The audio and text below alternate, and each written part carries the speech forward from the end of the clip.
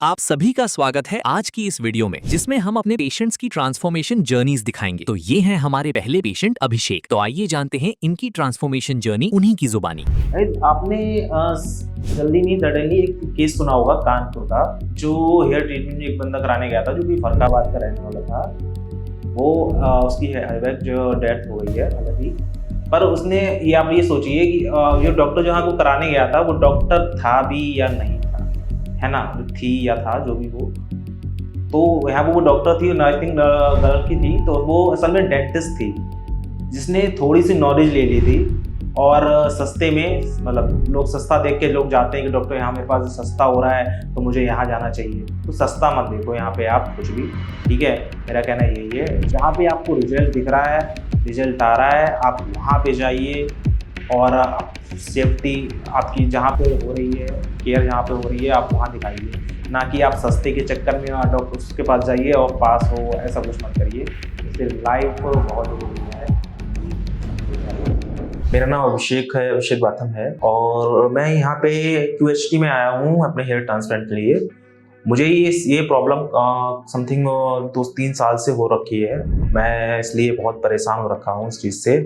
तो फाइनली मैं आज हेयर ट्रांसप्लांट के लिए आया हूँ यहाँ पे QHT में। समथिंग 2 ईयर हो गया है मेरे बालों का ऐसा कंडीशन होते हुए टूटते टूटते।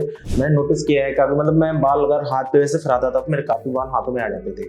मैंने असल में इसलिए हो सकता है, मैंने जेल यूज़ किया है, अदर अलग अलग शैम्पू, अलग ऑयल यूज़ किए हैं, इस यहाँ पे भी हो सकता है।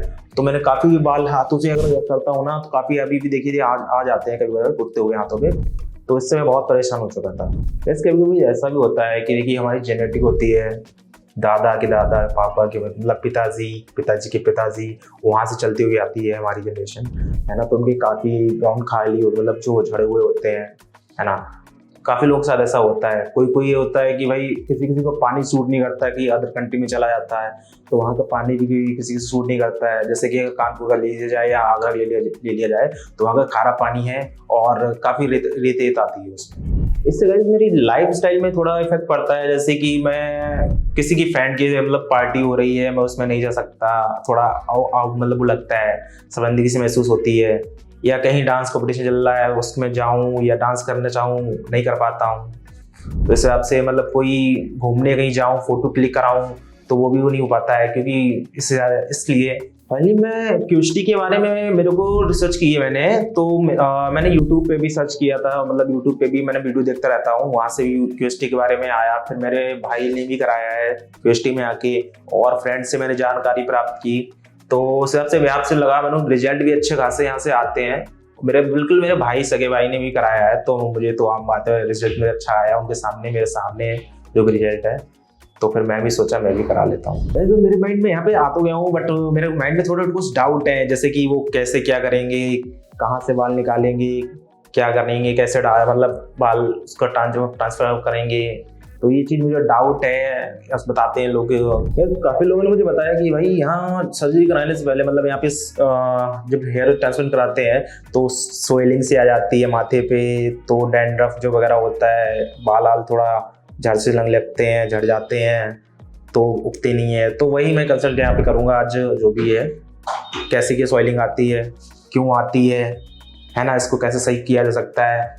तो उस हिसाब पे कैसे बाल इसमें, मतलब आगे आप जो लगाते हैं कैसे लगाते हैं, उस हिसाब से कितने ग्राफ लगाते हैं, वो गिने जाते हैं कि नहीं गिने जाते हैं, या आप ऐसे ही ग्राफ लगा देते हैं। तो उस बारे में मैं उनसे कंसल्ट करूंगा और जैसा होता है मैं आपको फिर नेक्स्ट वीडियो में बताऊंगा। तो गाइस मैं जा रहा हूँ ट्रांसप्लांट के लिए, तो डॉक्टर ने बुला रहे हैं मुझे को।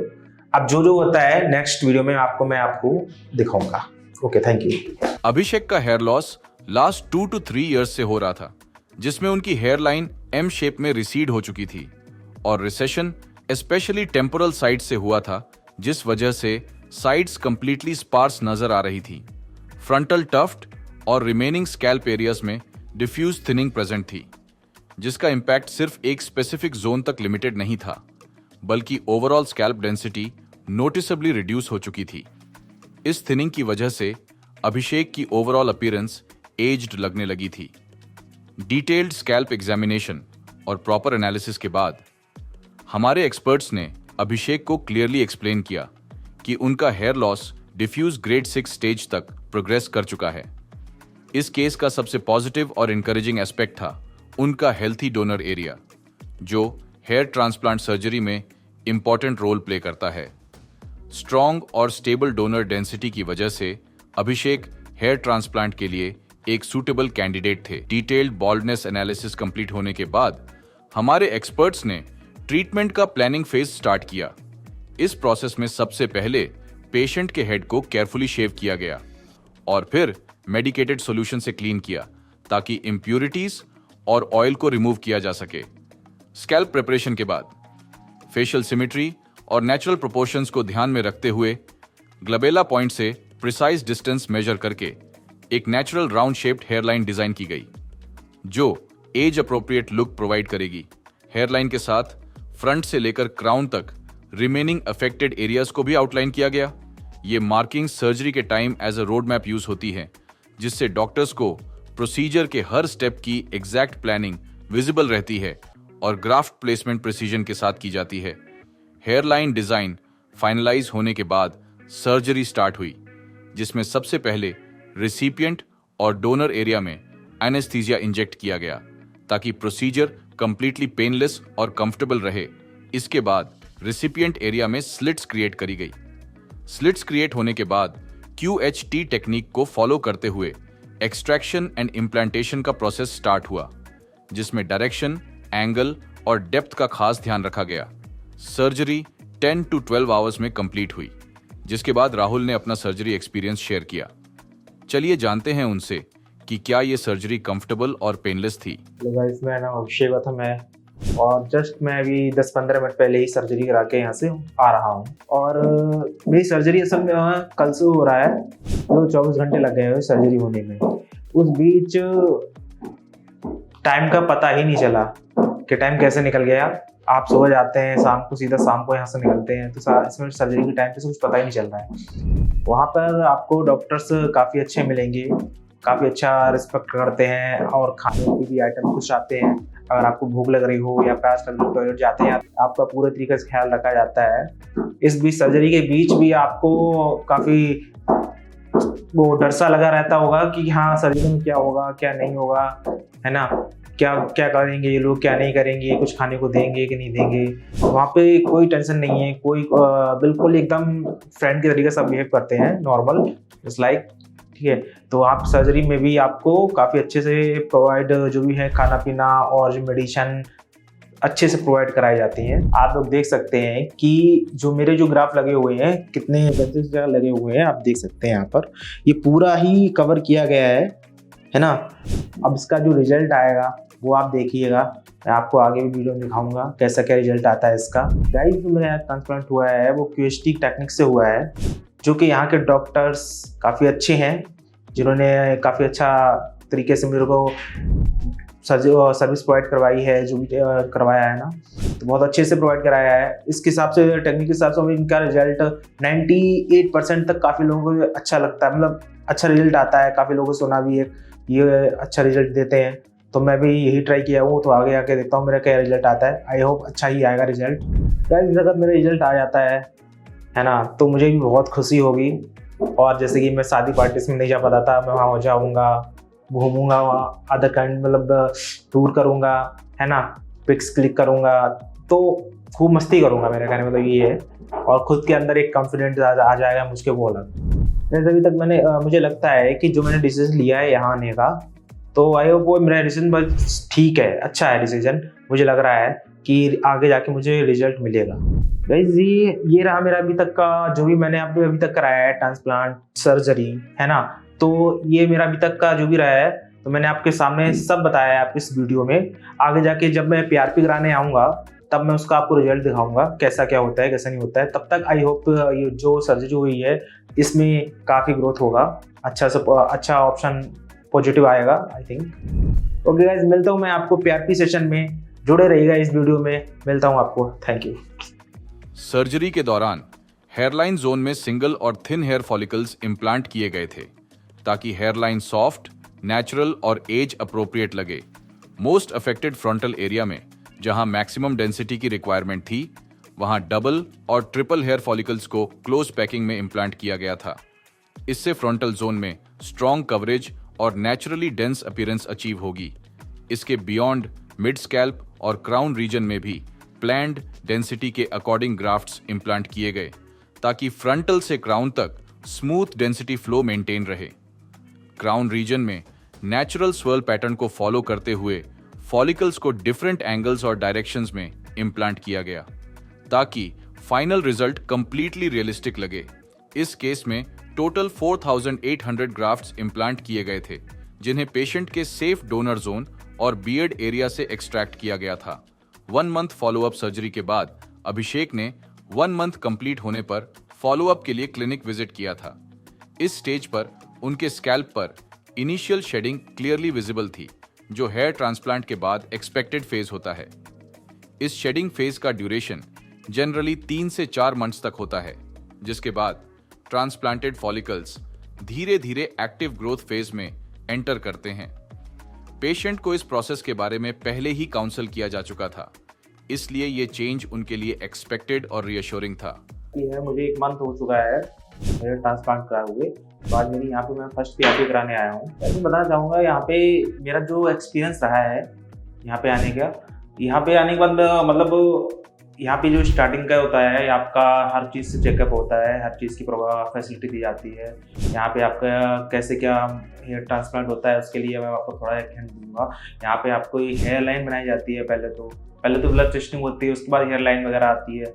अगर रिपोर्ट आपकी सही होती है तो इसमें ठीक है, इशू नहीं होता है कोई, तो हेयर लाइन वगैरह आती है। उसके बाद आपका हेयर ट्रांसप्लांट जो होता है, उसके बाद 1 मंथ का आपको यहाँ पे रेस्ट दिया जाता है कि आप 1 मंथ बाद यहाँ पे आपको PRP के लिए दोबारा विजिट करें। जैसे कि मैंने यहाँ पे अभी आप PRP के लिए 1 महीना हो गया है मुझे, तो मैं यहाँ पे PRP के लिए दोबारा विजिट किया, ठीक है। और उसके बाद फिर जो सर्जरी कंप्लीट हो गई मेरी, उसके बाद मैं 1 महीने का रेस्ट जो हुआ था, इसमें देखिए आपका हेयर ट्रांसप्लांट में थोड़ा सा हल्का सा जो दर्द होता है मीठा मीठा, वो जरूर लगेगा आपको।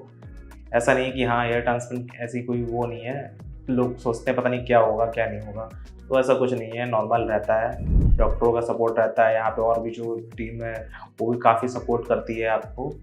मैं एक बात बताना चाहूँगा, इस जो हमारा जो डोनर ये होता है ना, यहाँ से जो बाल लिए जाते हैं, तो वहाँ पे वो समथिंग रेशो ना हो गया था, 15 दिन हो गया था, 15 समथिंग आ गया था। और जो बाल जैसे हम लोग लगवाते हैं वहाँ से बाल टूटना भी जो होता है हमारा, तो वो तो नेचुरल है हमारा बाल टूटना भी। तो जो हमारा स्वेलिंग जो आई थी तो समथिंग वही 20 दिन में वो भी स्टार्ट हो गई थी, और अभी भी स्वेलिंग जो है अभी भी चल रही है, और ये 1-2 महीने और चलेगी। जो डॉक्टर से मेरी बात भी हुई थी, डॉक्टर ने मुझे गाइड भी किया था कि अभी आपकी जो स्वेलिंग हो रही है 1-2 महीने और चलेगी, उसके बाद आपकी नेचुरल एक अच्छी ग्रोथ होगी। 30 दिन का यहाँ पे जैसे डॉक्टर ने बताया था कि आपको 30 दिन बिल्कुल प्रॉपरली कायदे से, मतलब जैसे ना ऑयली कुछ खाना है, धूल मिट्टी से बचना है। इसमें डिफिकल्ट तो थोड़ा तो होता ही है कि भाई ऑयली चीज़ नहीं खा सकते हम लोग, और धूल मिट्टी खासकर बचना उससे, तो ये चीज़ थोड़ी डिफिकल्ट रहती है, बट आप जब करोगे ना तो सब हो जाएगा। लाइफ में जब यहाँ से हेयर ट्रीटमेंट आगे गया था, मुझे 1 मंथ हो गया है, मैं कहीं जा नहीं रहा हूँ हालांकि, बट कभी किसी को वीडियो कॉल करता हूँ कि ये पूछते हैं यार तो बाल छोटे करा लिए, मैंने बाल नहीं छोटा, हेयर ट्रांसप्लांट करा, अरे वाह, मतलब एकदम शॉक्ड हो जाते हैं कि मतलब मेरी हेयर लाइन देख के कैसे कि मैंने कराई है, और ग्रोथ जो हो रही है उस हिसाब से देख के सब शॉक हो रहे हैं मेरी फैमिली में, और जो रिलेटिव फ्रेंड्स वगैरह सब शॉक्ड हो रहे हैं, खुश भी हो रहे हैं, कह रहे हैं मैं भी यार एक बार दिखता हूँ। यहाँ पे एक चीज़ और बताना चाहूँगा मैं, यहाँ पे ये जो हमारे हेयर है ना वो एक तौर से ओरिजिनल है, ठीक है। आप जैसे काफ़ी लोग बिग भी लगा लेते हैं, तो उसमें मैं कहीं ना कहीं आपको लगता होगा कि मेरे पास हाँ मतलब लोगों को बिग लगी है, तो आपको मालूम पड़ जाता होगा, है ना। यहाँ पे क्या होता है, अपना ही बाल यहाँ से निकालता, मतलब जो हेयर ट्रांसप्लांट ऊपर कराया जाता है, लगाया जाता है, तो एक तौर से वो नेचुरल ही है हमारा। तो यहाँ अच्छा ग्रोथ भी होता है। अब जब आपका जो ग्रोथ हो जाएगा ना, जब बड़े हो जाएंगे ना, तो आप कौन फुला के देखिएगा, बिल्कुल मतलब नेचुरल ही है, अपना ओरिजिनल बाल होता है, तो इसमें कोई वो साइड इफेक्ट भी नहीं है, और एक लुक आ जाता है। आपने जल्दी नहीं सडनली एक केस सुना होगा कानपुर का, जो हेयर ट्रीटमेंट एक बंदा कराने गया था जो कि फरकाबाद का रहने वाला था, वो उसकी जो डेथ हो गई है हालांकि, पर उसने ये आप ये सोचिए कि जो डॉक्टर जहाँ को कराने गया था वो डॉक्टर था भी या नहीं था, है ना, जो थी या था जो भी हो, तो यहाँ पर वो डॉक्टर थी, आई थिंक गर्ल की थी, तो वो असल में डेंटिस्ट थी जिसने थोड़ी सी नॉलेज ले ली थी, और सस्ते में, मतलब लोग सस्ता देख के लोग जाते हैं कि डॉक्टर यहाँ मेरे पास सस्ता हो रहा है तो मुझे यहाँ जाना चाहिए। तो सस्ता मत देखो यहाँ पे आप कुछ भी, ठीक है। मेरा कहना यही है, जहाँ पे आपको रिजल्ट दिख रहा है, रिजल्ट आ रहा है, आप वहाँ पे जाइए और सेफ्टी आपकी जहाँ पे हो रही है, केयर जहाँ पे हो रही है, आप वहाँ दिखाइए। ना कि आप सस्ते के चक्कर में डॉक्टर उसके पास जाइए और पास हो, ऐसा कुछ मत करिए। इससे लाइफ बहुत ज़रूरी है, ज़िंदगी सबको प्यारी होती है ना। तो आप यही कहना चाहूँगा कि गाइस सस्ते चक्कर में ना रहें, क्योंकि जो कानपुर का जो केस हुआ है उससे लोग काफ़ी डरे हुए भी हैं और सहमति भी हुए हैं, जिससे कि लोग के मन में वो भ्रम हो चुका है कि भाई कि मुझे अपना हेयर ट्रांसप्लांट नहीं कराना। तो ऐसा आप लोग मत सोचिए, ठीक है। क्योंकि वो अपने डॉक्टर के बारे में जानकारी करिए, उस क्लिनिक के बारे में जानकारी करिए, वहाँ पे क्या क्या टेस्ट होते हैं, है ना, क्या क्या उसका रिजल्ट आ रहा है, क्या नहीं आ रहा है, तो उसका आप पहले डिटेल जानिए। जो करा चुका है आप उससे बात करिए, है ना। अब वहाँ उस बंदे ने क्या किया था कानपुर में, अभी वो सडनली में ही स्टार्ट हुआ था, वहाँ कोई रिजल्ट आया नहीं था उसका, ठीक है। और उसने वो ऐड वगैरह जो भी वो देखा हो उन्होंने भाई, तो वहाँ पे वो पहुँच गए। वहाँ पे फीस भी वगैरह जो है वो कम लग रही थी, तो उस चक्कर में उन्होंने वहाँ सोचा मेरी फीस भी कम लग रही है, मैं यहाँ से करा लूँ। और डॉक्टर ने सिर्फ नॉर्मल जो डेंटिस्ट थी आई थिंक, तो वो उसने सब थोड़ी सी नॉलेज ले ली थी कि कैसे क्या हेयर ग्रोथ होती है, कैसे क्या बाल लगाना होता है, बस। उसके पास ना ज़्यादा साइड एडिटिंग मशीन वगैरह भी जो थी, ना उसके पास स्टाफ था इतना, आप देख सकते हो। जो मेरा एक्सपीरियंस रहा है अभी तक QHT में, तो मेरा यही कहना है, अगर आप कराते हैं तो एक बार यहाँ पे आके QHT में आके करा के देखिए। मेरा एक्सपीरियंस अभी तक आपने देखा है, रिजल्ट भी देखा है, मेरा एक्सपीरियंस में बहुत अच्छा रहा है कि यहाँ पे लोग टीम सपोर्टेड है, लोग काफ़ी अच्छा, मतलब किसी भी चीज़ की आपको कोई भी दिक्कत आती है, जरा सी भी, है ना, थोड़ी सी भी आती है कोई दिक्कत, तो यहाँ पे टीम सपोर्ट बहुत अच्छा है। डॉक्टर भी अच्छे से बात करते हैं, यहाँ के जो मैनेजर हैं मगर टीम जो बैठते हुए हैं वो भी अच्छे से बात करते हैं। यहाँ पे आपको हर कोई गाइडलाइन करता है। एंड यही कहना चाहूँगा, आप एक बार QHT में जाके जरूर कराइए। गाइस, अभी तक मेरी हेयर ट्रांसफर से लेके अभी तक PRP तक की ये जर्नी रही है। एंड आगे भी मेरी, अगर आपको वीडियो चाहिए हो या आपको देखनी होती है ना, तो इसे नीचे लिंक दी गई हो, आप उस पर जाकर देख सकते हैं। आपको आगे भी मेरी वीडियो मिलती रहेंगी। इसी के साथ थैंक यू। इस विजिट पर अभिषेक ने अपनी फर्स्ट PRP थेरेपी भी ली थी, जो फॉलिकल्स को नरिश करती है, स्कैल्प में ब्लड सर्कुलेशन को इम्प्रूव करती है और transplanted as well as existing hair को essential growth supporting nutrients provide करती है।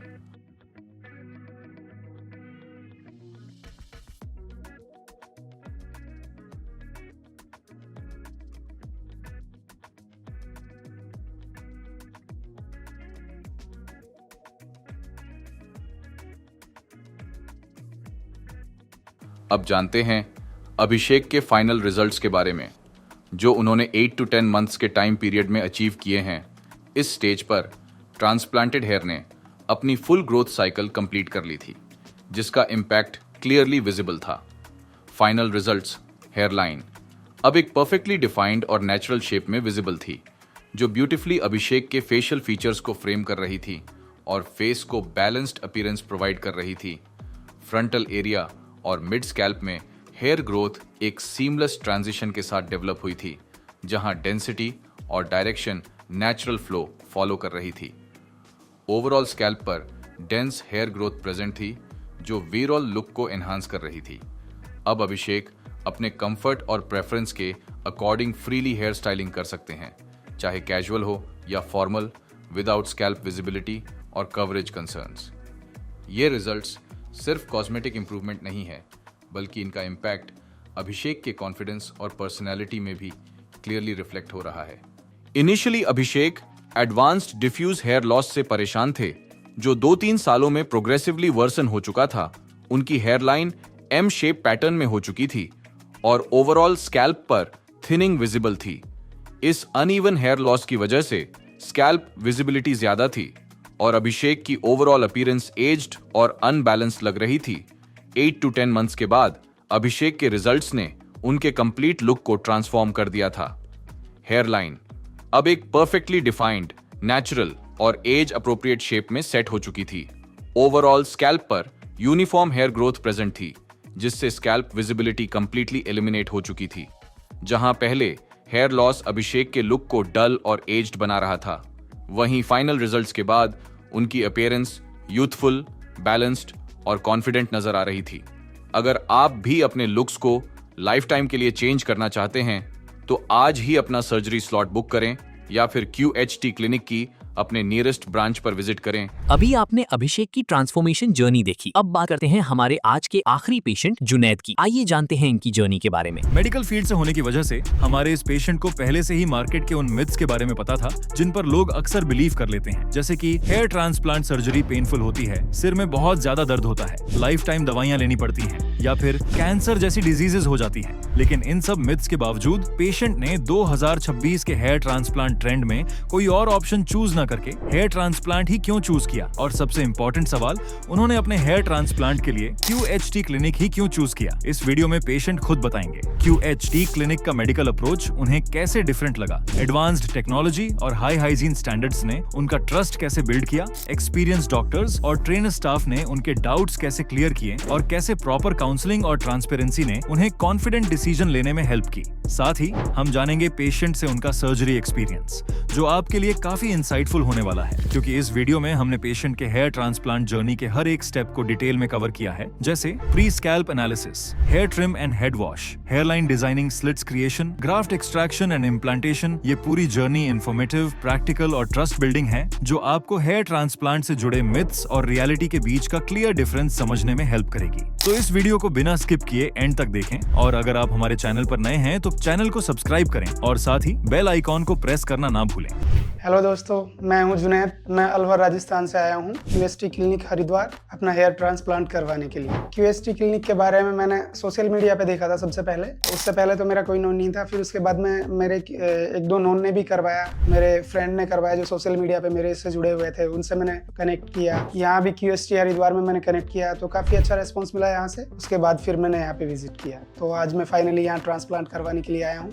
मेरा हेयर फॉल स्टार्ट हुआ था 2018 में। तब नॉर्मल हेयर फॉल हो रहा था, तो मुझे भी इतना नहीं लगता था। धीरे धीरे थोड़ा थोड़ा होता रहा, हल्की हेयरलाइन पीछे रिसीड होती रही। उसके बाद अब रिसेंटली लास्ट ईयर कुछ ज्यादा हेयर फॉल हुआ, तो हेयरलाइन काफी पीछे चली गई, टेम्पल्स भी थोड़े रिसीड हो गए हैं मेरे। तो इसलिए फिर मैंने सोचा कि अब सही टाइम है, अभी ट्रांसप्लांट करवा लेते हैं। देसी नुस्खे एक दो बार अपनाए थे, लेकिन उनसे ऐसा कुछ मुझे रेस्पॉन्स मिला नहीं। मैंने भी ज्यादा लंबे टाइम तक उन नुस्खों को ज्यादा टाइम तक फॉलो नहीं किया। तो हेयर ट्रांसप्लांट के बारे में तो काफी पहले से पता था। मैं भी मेडिकल फील्ड से ही रिलेटेड, जैसे नर्सिंग स्टाफ हूँ, तो उस फील्ड में हूँ, तो आइडिया तो था इसके बारे में। लेकिन प्लान अभी इसी साल मैंने बनाया कि इस साल में 2026 में करवाना ही है। तो मैं अभी फाइनली विजिट किया क्लिनिक और आज यहाँ आया हूँ करवाने के लिए। बहुत से लोग अनस्किल्ड वर्कर्स से करवा लेते हैं, बहुत सस्ते रेट के चक्कर में छोटे क्लिनिक से करवा लेते हैं। तो उनमें क्या है कि वो लोग हाइजीन मेंटेन नहीं करते हैं, एक्सट्रैक्शन ग्राफ्ट का अच्छे से नहीं करते हैं, इम्प्लांटेशन अच्छे से नहीं करते हैं। तो ये सारी चीज़ें बहुत डिपेंड करती है। स्लिटिंग सबसे मेन डिपेंड करती है। स्लिटिंग पार्ट है जो वो सबसे मेन रोल निभाता है इस चीज़ में। ये सारी चीज़ें अच्छे से हुई है तभी रिजल्ट अच्छे से आएगा। यंग एज में लड़कों के लिए सबसे मेन स्टाइलिंग का होता है हेयर। मुझे मेरी पर्सनैलिटी पे पर्सनली बहुत सारी चीज़ें दिखी, जैसे जो लोग पहले आगे से पूछते थे भाई बाल बहुत अच्छे हैं, बहुत अच्छा हेयर स्टाइल है, इन सब चीज़ों के बारे में अब जब बाल नहीं रहते हैं, हेयर लाइन अच्छी नहीं रहती है, तो कोई इन चीज़ों को नोटिस भी नहीं करता है। आपका लुक भी अच्छे तरीके से मैच नहीं करता है। अगर आपका हेयर अच्छा है, हेयर स्टाइल अच्छा है, किसी भी तरीके के आप कपड़े पहन लो, हर तरीके के कपड़ों के साथ आपका लुक मैच हो जाता है। मैंने सोचा अपने लुक को जवानी में तो कम से कम अच्छा ही रखें। मैं तो बस यही उम्मीद लेके आया हूँ कि मेरा अच्छे से हेयर ट्रांसप्लांट हो जाए और हेयर लाइन एकदम नेचुरल दिखे। अगर मेरा लुक अगर इम्प्रूव हो जाएगा तो ऑब्वियसली सीधे जिनको दिखेगा उनको अच्छा लगेगा लुक। अभी ट्रांसप्लांट करवाएंगे, सोचेंगे अच्छा रिजल्ट आएगा तो अच्छा लुक हो जाएगा इस साल के एंड होने से पहले। ये भी ग्राफ्ट के बारे में तो मेरी मैडम से बात हुई थी, तो उन्होंने बताया था कि 2800 से 3200 तक ग्राफ्ट लग सकते हैं। टेम्पल्स भी क्रिएशन के लिए मैंने बोला है, तो उन्होंने इतना ही प्रिस्क्राइब किया है। अब मैं जा रहा हूँ सर्जरी करवाने के लिए। आप पूरी वीडियो देखिए, पूरी जर्नी मैं शेयर करूँगा QHT क्लिनिक के साथ। आप लोग देखिए, आज हम लोग करवाएंगे अपना ट्रांसप्लांट।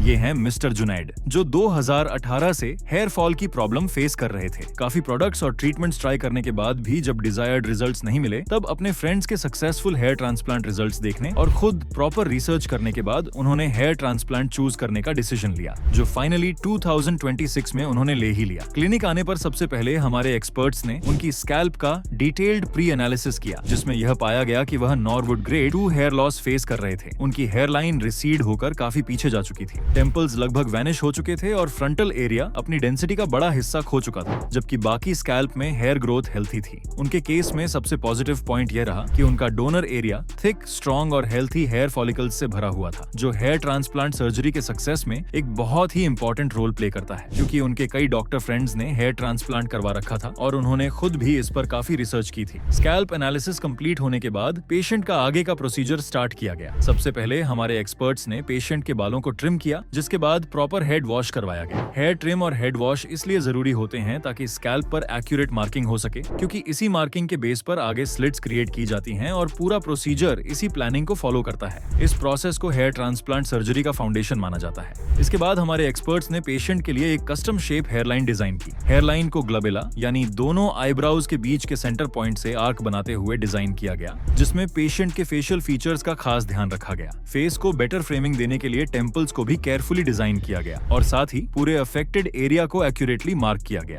हेयरलाइन डिजाइन कंप्लीट होने के बाद मार्क्ड एरियाज को फॉलो करते हुए स्लिट्स क्रिएशन का प्रोसेस स्टार्ट किया गया, लेकिन उससे पहले पेशेंट की स्कैल्प पर लोकल एनेस्थीसिया इंजेक्ट किया गया। उसके बाद हेयरलाइन जोन में जिगजैग पैटर्न में स्लिट्स क्रिएट की गई। टेम्पल्स एरिया में नेचुरल एंगल्स के साथ स्लिट्स बनाई गई। ये सारा प्रोसेस नेचुरल लुकिंग रिजल्ट्स के लिए बहुत ही इंपॉर्टेंट होता है। आइए अब देखते हैं हेयर ट्रांसप्लांट का सबसे इंपॉर्टेंट पार्ट। मार्क्ड एरियाज और स्लिट्स की डायरेक्शन को फॉलो करते हुए हमारे एक्सपर्ट्स ने पेशेंट के हेयरलाइन जोन में सिंगल और थिन हेयर फॉलिकल्स इम्प्लांट किए और इसी टाइप के फॉलिकल्स टेम्पल जोन में भी इम्प्लांट किए गए, ताकि लुक बिल्कुल नेचुरल, एज अप्रोप्रिएट रहे और कंप्लीट फेशियल फ्रेम अचीव हो पाए। इसके बाद फ्रंटल एरिया में वॉल्यूम और डेंसिटी अचीव करने के लिए डबल और ट्रिपल हेयर फॉलिकल्स इम्प्लांट किए गए। इस पूरे केस में टोटल 3000 ग्राफ्ट्स पेशेंट के हेल्थी डोनर एरिया से एक्सट्रैक्ट करके इम्प्लांट किए गए। ये फॉलिकल्स DHT रेजिस्टेंट होते हैं, जो लॉन्ग लास्टिंग रिजल्ट्स के लिए काफी इंपॉर्टेंट माने जाते हैं। QHT क्लिनिक में यूज होने वाली QHT टेक्निक, जो FUE टेक्निक का एडवांस्ड वर्जन है, इसमें ग्राफ्ट्स को सेम टाइम पर एक्सट्रैक्ट और सेम टाइम पर इम्प्लांट किया जाता है। इस प्रोसेस से ग्राफ्ट्स का सर्वाइवल रेट लगभग 96% तक इंप्रूव हो जाता है। इसी वजह से QHT क्लिनिक में आने वाले पेशेंट्स को लॉन्ग लास्टिंग और नेचुरल रिजल्ट्स मिलते हैं और इसी कमिटमेंट के साथ QHT क्लिनिक आज बॉल्डनेस को फेस कर रहे लोगों के लिए हेयर ट्रांसप्लांट के लिए एक ट्रस्टेड और प्रिफर्ड चॉइस बनी हुई है। अगर आप भी एक इन्फॉर्म्ड और सेफ प्रोसीजर एक्सपीरियंस कराना चाहते हैं तो नीचे कमेंट करके लिखिए गाइड मी।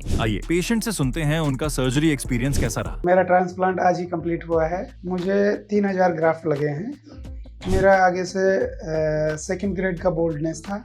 हेयरलाइन काफ़ी रिसीड हो चुकी थी, तो अभी OT से ही आया हूँ मैं सीधा यहाँ और आप लोगों के साथ वीडियो में जुड़ गया हूँ। और प्रोसीजर भी बहुत अच्छे तरीके से हुआ। बीच बीच में जिस भी चीज़ की मुझे क्वेरी थी वो सारी क्वेरी मेरी क्लियर की गई। बीच में मील वगैरह मील किया, तो वो प्रोसीजर मेरा आज सुबह से ही चल रहा था। अभी जाके अप्रोक्स 7 और 8 आवर में कंप्लीट हुआ है सुबह मॉर्निंग से। लोग सोचते हैं जितना कि हेयर ट्रांसप्लांट कराएंगे, बाल निकालेंगे, लगाएंगे, बहुत सारा पेन होगा। नॉर्मल सा पेन होता है एनेस्थीसिया के टाइम, बिल्कुल नॉर्मल सा। उसके बाद तो फिर यही पता नहीं चलता क्या हो रहा है क्या नहीं हो रहा है। कभी कभी बीच में अगर होता भी है फिर से एनेस्थेटिक के इंजेक्शन लग जाते हैं। वहाँ पे स्टाफ रहता है तो वो सारी चीज़ें पूछते रहते हैं बीच में, पेन कब हो रहा है कब नहीं हो रहा है। जैसे ही पेन होगा तुरंत वो इंजेक्शन दे देंगे। थकान तो ऑब्वियसली है थोड़ी, लेकिन बालों को देख के थोड़ी खुशी हो रही है। मैं तो यही आशा करता हूँ कि भाई जितने भी मेरे बाल लगे हैं वो सारे के सारे बाल मेरे आ जाएं और फिर से मैं जैसा पहले था ऐसे ही दिखने लग जाऊँ।